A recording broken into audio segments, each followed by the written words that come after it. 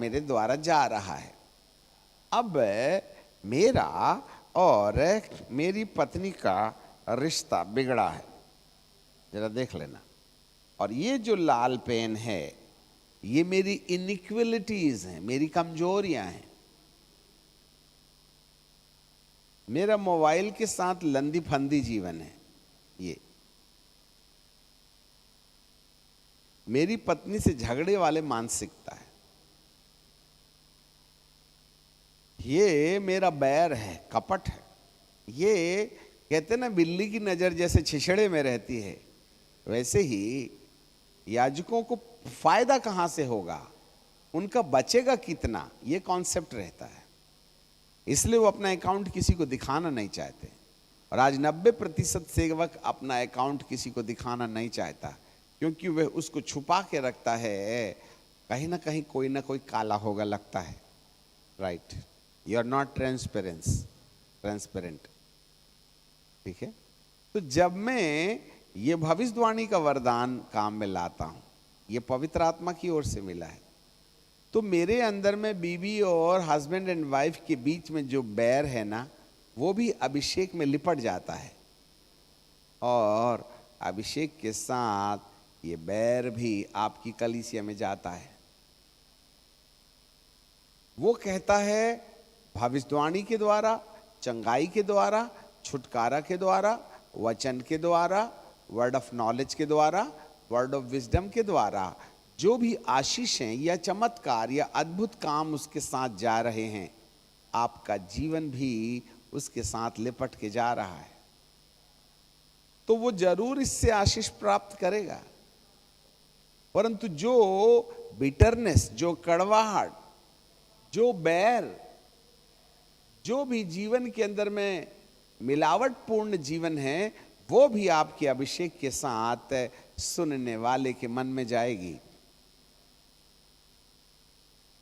यदि मैं कड़वा हूं तो मेरे वचन में कड़वाहट सवार हो जाएगी। यदि मैं पति पत्नी झगड़ते हैं तो ये पति पत्नी का झगड़ा भी मेरे अभिषेक में जाएगा। यदि मैं लोभी हूं तो मेरा लोभ भी उसके साथ जाएगा।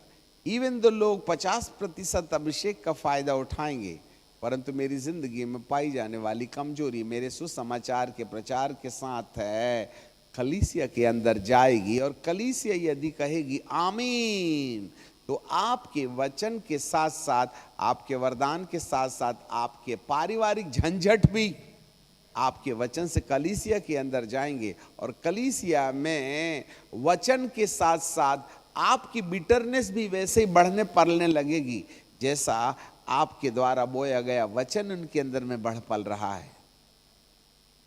इसलिए विकार की दशा में सुसमाचार का प्रचार, विकार की दशा में चंगाई, विकार की दशा में भविष्यवाणी, विकार की दशा में आशीष देने वाली बातें करने से हम अपने जीवन की भी भागीदारी अपनी कलीसिया को बांट दे रहे हैं।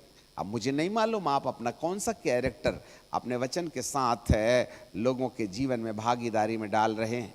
उसके कुछ उदाहरण मैं आपको बताना चाहेंगे और इसके बाद हम समापन की ओर चलेंगे।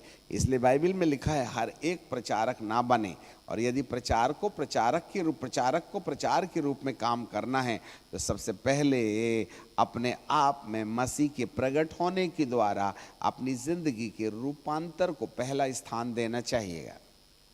अपरिवर्तित दशा में सेवकाई दूसरों के लिए नुकसान का विषय बन सकती है।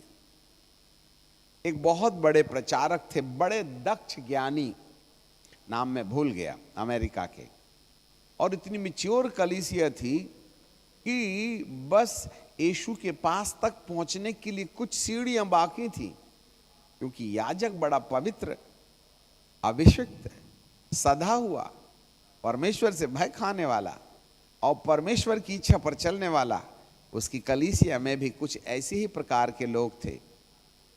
फिर उनके मन में एक दिन ऐसी बात आई कि आज मैं कलीसिया को इनकरेज करना चाहता हूं। इस समय जिसको परमेश्वर प्रार्थना करने के लिए अगुवाई देता है वो प्रार्थना करे बोल करके उन्होंने 1 मिनट की स्वतंत्रता दी। तब एक भाई बड़े जोश के साथ उठे और खड़े होकर प्रार्थना करने लगे।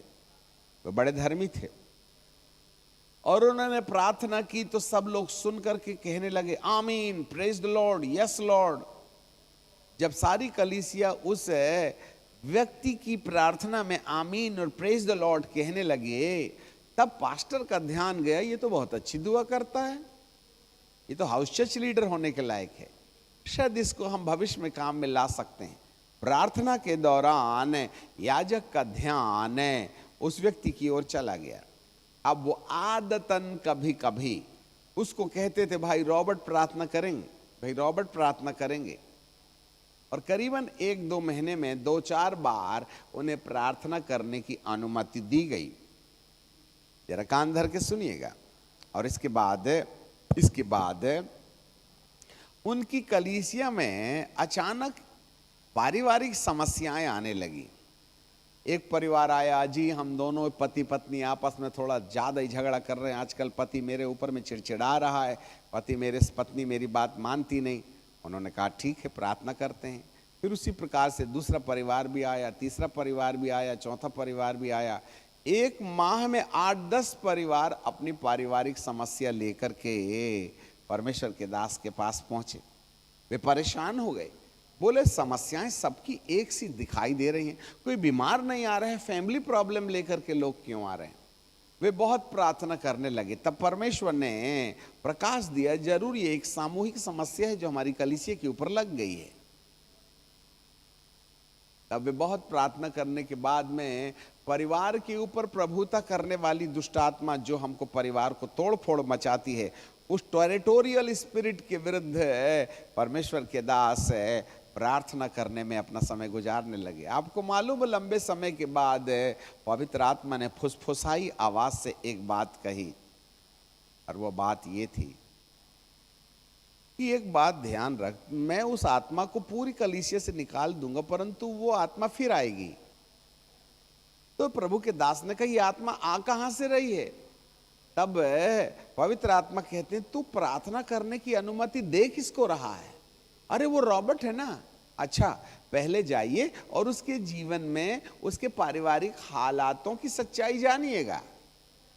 तब उसने जाकर के क्या देखा कि ये रॉबर्ट नाम का व्यक्ति, XYZ रॉबर्ट नाम का व्यक्ति जो प्रार्थना करने में बड़ा माहिर नजर आया, बड़ी साहित्यिक भाषा में प्रार्थना करता था, उसके जीवन के अंदर में पारिवारिक समस्याओं का एक धुंध चला हुआ था।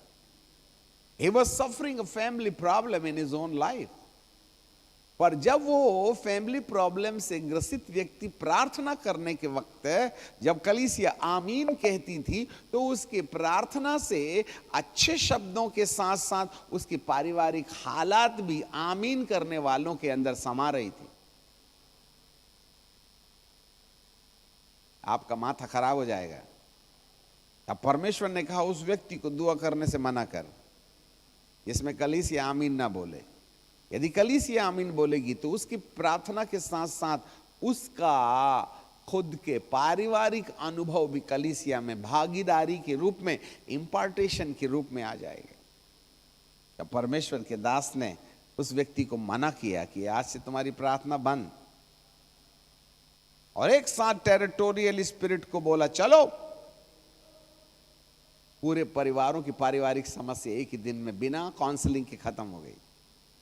स्पिरिट से एक परमेश्वर के एक व्यक्ति थे जो पहले हमारे साथ सेवा करते थे, वो हमसे अलग हो गए, और अलग होने के टाइम पर उन्होंने बहुत बुराई हमारे बारे में की, और उनके हृदय में हमारे प्रति बड़ी नफरत थी। एक और पासबान थे हमारे, उसके पास में ये वाले पासबान जिनका हृदय कड़वा था, वो उनके घर गए और उन्होंने प्रार्थना किया, और यह समझ करके कि मेरा संगी पुराना दोस्त है, उन्होंने उसको ऑफरिंग दी और उन्होंने उनके लिए प्रार्थना किया, प्रभु तो इनको आशीष दे। आपको मालूम हो, जिस कड़वे दिल वाले पास्टर ने जिस सामान्य पास्टर के लिए प्रार्थना किया, उसके हृदय के अंदर भी कुछ इसी प्रकार के भाव जाग गए, और वे हमसे मिलने के लिए 40 किलोमीटर दूर से आते थे और गेट में आते बराबर पता नहीं उनको होता क्या था, अपनी गाड़ी वापस लौटा के चले जाते। 4-5 बार वे हमसे मिले, 40 किलो 20 किलो 22 किलोमीटर चल करके अपना पेट्रोल खर्च करके आए, पर हमारे दरवाजे से वापस चले गए क्योंकि उनका मन अंदर आने का नहीं हुआ। ये कौन सी आत्मा थी जो उनको अंदर आने से रोक रही थी? इसलिए किसी कपटी इंसान के द्वारा प्रार्थना करवाने के टाइम पर आमीन बोले तो उनकी प्रार्थना के साथ आशीष के साथ साथ कपट भी आपके अंदर समा जाएगा। फिर एक और पास्टर थे जो हमारी सेवकाइयों में स्त्री वर्ग से ज्यादा ही लाड़ करते थे, और एक दिन ऐसा आया कि वे स्त्री के पाप में गिर गए। हमने उनको इस्तीफा दे दिया और वापस निकाल दिया, परंतु उसके बावजूद भी वो हमारे साथ नहीं परंतु इंडिपेंडेंटली सेवकाई करते रहे। फिर उसी पास्टर के पास जिसके दिल के दिमाग में बैर आ गया था, वो आए और उन्होंने भी प्रार्थना किया, प्रभु आपको आशीष दे। भाई पुराने दोस्त हैं। और आपको मालूम होवे, जब उस सेक्सुअल इमोरल पास्टर ने उनके लिए प्रार्थना की तो आशीष के साथ साथ सेक्सुअल इमोरलिटी इस परमेश्वर के दास के अंदर में भी आ गई, और वो भी लड़कियों की तरफ ताकने और झांकने लगे। वो बड़े परेशान हो गए, बोले मैं शादीशुदा आदमी परंतु मेरा ध्यान बार बार लड़कियों की तरफ क्यों जा रहा है? यू नो, ऐसे हजारों उदाहरण हैं जो सुसमाचार सुनाने वाले सुसमाचार के साथ अपनी जिंदगी भी भागीदारी में दे देते हैं। कान धर के सुनिएगा। इसलिए हर एक सुसमाचार के प्रचार करने वाले को अपने अभिषेक को दूसरों को इस्तेमाल करने से पहले उस अभिषेक को अपने व्यक्तिगत जीवन में प्रभु को प्रकट होने के लिए इस अभिषेक का इस्तेमाल करें, जिससे कि पहला रूपांतर तुम्हारा हो जाए। तब रूपांतर का आंदोलन दूसरों तक पहुंचने में आपको परमेश्वर इस्तेमाल करेगा। आज बहुत से लोग हैं जो बदलना नहीं चाहते हैं और बदलने का आंदोलन चला रहे हैं। कान धर के रखिएगा। यदि उनकी जिंदगी के अंदर में कड़वाहटें हैं, उनकी जिंदगी के अंदर बैर है, उनकी जिंदगी के अंदर लोभ है, उनकी जिंदगी के अंदर में अभिषिक्तों के खिलाफ बकझक करने की बातें हैं, यदि आपका आत्मिक रिश्ता उनसे जुड़ता है तो ऑटोमेटिकली उनके व्यवहार भी अभिषेक के साथ साथ आशीष के साथ साथ आपके जीवन के अंदर में भागीदारी में आएंगे। और ऐसे समय में आप मेरे परमेश्वर के प्रगटीकरण को प्रकट करने में पेलुअर सेवक समझे जाएंगे। इसलिए दूसरों की सेवकाई वाले अभिषेक को पहले अपने जीवन की सेवकाई के लिए इस्तेमाल करें, और पहले अभिषेक को अपनी जिंदगी बदलने के लिए इस्तेमाल करें। और जिस दिन हम पत्री बन जाएंगे यरूशलेम, यारियो और सामरिया और पृथ्वी के छोर तक, तब बाइबल कहती है जाओ सब जाति के लोगों को चेला बनाओ और उन्हें पिता और पुत्र और पवित्र आत्मा के नाम से बपतिस्मा दो। और ऐसे लोगों के ऊपर अधोलोक के फाटक प्रबल नहीं होंगे। Where you are, I think थोड़े समय में यदि आपको अपने जीवन में बेहतर सेवकाई देनी है तो आज आवश्यकता है अपने जीवन के अंदर उस बिटरनेस को, उस लोभ को, उस शिकायत को, उस जेलसी को, नुक्ताचीनी को, क्रिटिसिज्म को अभिषेक के द्वारा मसीह के प्रकट होने वाले सिस्टम के रास्ते अपने जीवन के मन के उद्धार के लिए कुछ समय ठहरे रहें। माफी मांग लो उनसे यदि सेवकाई कंटिन्यू करना है जिनसे तुम्हारा बैर है। चल भाई तू ही बड़ा मैं छोटा, चल ये जमीन तू ही ले ले, चल ये 2 विश्वासी तूने लिया ना, ले ले कोई बात नहीं, जो मुझसे निकल गया। आज जो सबसे बड़ी सेवकाई में बैर पैदा हो रहा है, जब एक याजक की कलीसिया का सदस्य दूसरे याजक की कलीसिया में चला जाता है तो याजक के हृदय में याजक के प्रति नफरत पैदा हो जाती है और कलीसिया के प्रति कलीसिया के अंदर में नफरत पैदा हो जाती है। और जिस दिन 2 याजकों और 2 कलीसियाओं के बीच में नफरत पैदा हो जाती है, उसी समय पवित्र आत्मा कहता है बाय बाय, गुड नाइट, तुम अपना राज्य बनाओ, मैं जाता हूं, क्योंकि मुझे बिटरनेस की बदबू में रहते बनता नहीं, मुझे सफोकेशन होता है। और आज 90% याजक लोग अपनी कलीसियाओं से किसी दूसरी कलीसिया में जाने के कारण अपने अंदर में बिटरनेस आने की अनुमति दे देते हैं। 90% याजकों की विशेषता यही है, क्योंकि भेड़ चोरी के कारण हमारे हृदय में बिटरनेस आई। और मैं आपको याजकों को एक बात कहना चाहता हूं, जो व्यक्ति तुमको छोड़ के दूसरी कलीसिया में चला गया उससे परेशान मत हो। फिर कान धर के सुनो, यदि रमेश नाम का व्यक्ति मेरी कलीसिया को छोड़ करके पड़ोसी की कलीसिया में चला गया तो उससे दुखी मत हो, क्योंकि वह तुम्हारे लिए ठीक नहीं था और उसके जाने से आपको फायदा होगा। हेलो, उसके जाने से फायदा होगा तुमको, क्योंकि वो गया ना तो उसका मन तुम्हारे लिए नहीं था ठीक, उसका जाना तुम्हारे लिए भला होगा। इसलिए प्रभु ने 12 चेलों को उस बोला कि आओ आओ, तुम भी आ जाओ, तुम भी आ जाओ। यूहन्ना, याकूब और पतरस क्यों सब ड्रामा देखो ना, सावधान होकर के देखो मैं कैसे जिंदा करता हूं। परंतु यीशु ने यूहन्ना, याकूब और पतरस अकेले को लिया, जो उसके विचारों में सहमत थे। उसको मालूम था ये 9 मेरे विचारों में क्रैक हो जाएंगे ना, तो मेरे को कल तलिता कुमी कहने के टाइम पर ये मेरे लिए बैरियर बन जाएंगे। इसलिए उन 9 को बोला, मैनेजमेंट देखो, अंदर तुम्हारा काम नहीं है, तुम चुप करने का धंधा करो, क्योंकि दे वर नॉट सो मैच्योर। इसलिए यदि कोई कलीसिया से, कोई याजक से कोई व्यक्ति जा रहा है तो उससे दुखी मत हो। वो तुम्हारा नहीं है इसलिए चला गया। यदि वो तुम्हारा होता तो तुमको छोड़ के नहीं जाता, और जो तुम्हारा नहीं है उसको जबरदस्ती रखोगे तो वो कल तुमको पिन मारेगा, बार बार तुमको तकलीफ देगा। इसलिए उसके जाने में तुम्हारी भलाई छुपी हुई है। अब हमें नहीं मालूम जहां गया हो वहां फायदा का कारण है कि नहीं कारण है, परंतु जो व्यक्ति बागी हो गया वह परमेश्वर की दृष्टि में भी बागी है। कान धर के सुनिएगा, जो व्यक्ति बागी हो गया वह परमेश्वर की दृष्टि में भी बागी है। हमें नहीं मालूम उसका क्या होगा, पर जिससे अलग हो गया उससे मत, उसके लिए मत रो। उस व्यक्ति का तुमसे अलग होना तुम्हारे लिए फायदेमंद है। और यदि कोई व्यक्ति किसी दूसरी कलीसिया से तुम्हारी कलीसिया में आ गया तो उससे खुश मत होना, क्योंकि आया हुआ जाने का भी रास्ता ढूंढता है। कलीसिया से तोड़ करके नंबर मत बढ़ाना, क्योंकि जो आया है कल तोड़ के लेके जाएगा, और जो गया है वो तुम्हारा फायदा देके गया है। इसलिए जाने वाले से दुखी होना नहीं और आने वाले से खुशी होना नहीं।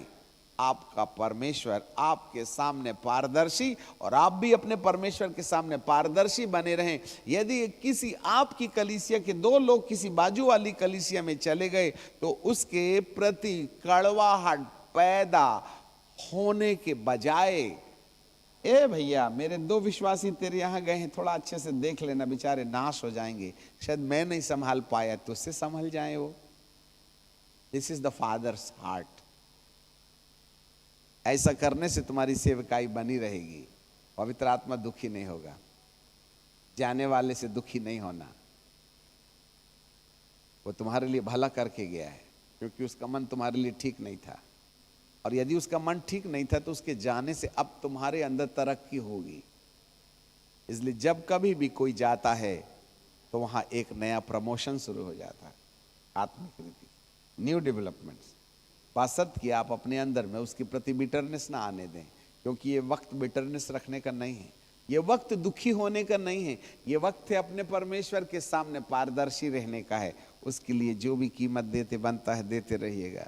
कोई बात नहीं, अच्छा दान देने वाला चला गया, उस गरीब के भी तो बारे में चिंता करो। तुम्हारे पास तो और भी दान दाता हैं, उसकी कलीसिया में जाने दो, जिससे कि उसको भी 4 पैसे का फायदा हो जाए। ऐसा वाला सोच रखिएगा। और यह केवल उस समय हो सकता है जब आत्मा के चलाए चलने वाला व्यक्ति परमेश्वर की प्रसन्नता का ख्याल रखे। ऐसे व्यक्ति को अपनी जिंदगी पर कहीं भटकने नहीं देगा, क्योंकि परमेश्वर उसके जीवन में लंगर का काम करेगा और वह कितना भी तूफान आ जाए वह अपनी सेवकाई में इधर उधर भटकेगा नहीं। हम एक बात कहना चाहते हैं, बहुत सी सेवकाइयाँ आने वाले 1-2 साल में बंद हो जाएंगी जो परमेश्वर के साथ ठीक ठाक नहीं है। हमें इसी समय अपने परमेश्वर के साथ बड़ी गंभीरता से अपने लेखे जोखे को ठीक ठाक करना चाहिएगा। It's my first responsibility to equip the anointing for the transformation of my own personal life. अभिषेक को मैं अपने व्यक्तिगत जीवन की सेवकाई के लिए काम में लेके आऊं, तब प्रभु मुझे दूसरों की सेवकाई के लिए काम में लाए तो उनको फायदा होगा। क्योंकि मेरी जिंदगी की भली भली भली बातें भी अभिषेक के साथ जाएंगी। यदि मेरे अभिषेक को किसी ने लिया तो मेरी बुरी बातें भी उसके साथ जाएंगी। यस, दूध वाले गिलास में पानी लेके यदि किसी के गिलास में डालिए ना तो पानी दुधेहा हो जाएगा। यदि साफ गिलास में पानी लेके दूसरे के गिलास में डालिए तो उसके गिलास में साफ पानी जाएगा। हाँ, यदि तेल वाले गिलास में पानी लेकर के आप दूसरों की गिलास में डालिए तो आपके तेल की खुशबू जो आपके गिलास में है पानी के साथ उसके गिलास में चली जाएगी। पानी तो पानी परंतु खुशबू भी जाएगी। अब हम रुक जाना चाहते हैं।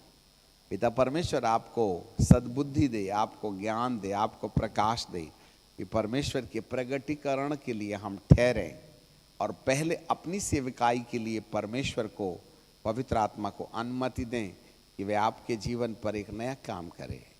एंड देन फिर उसके बाद आप दूसरों की सेवकाई में कभी नहीं हारने वाली सेवा कर सकते हैं। दुआ मांगे। Thank you Jesus.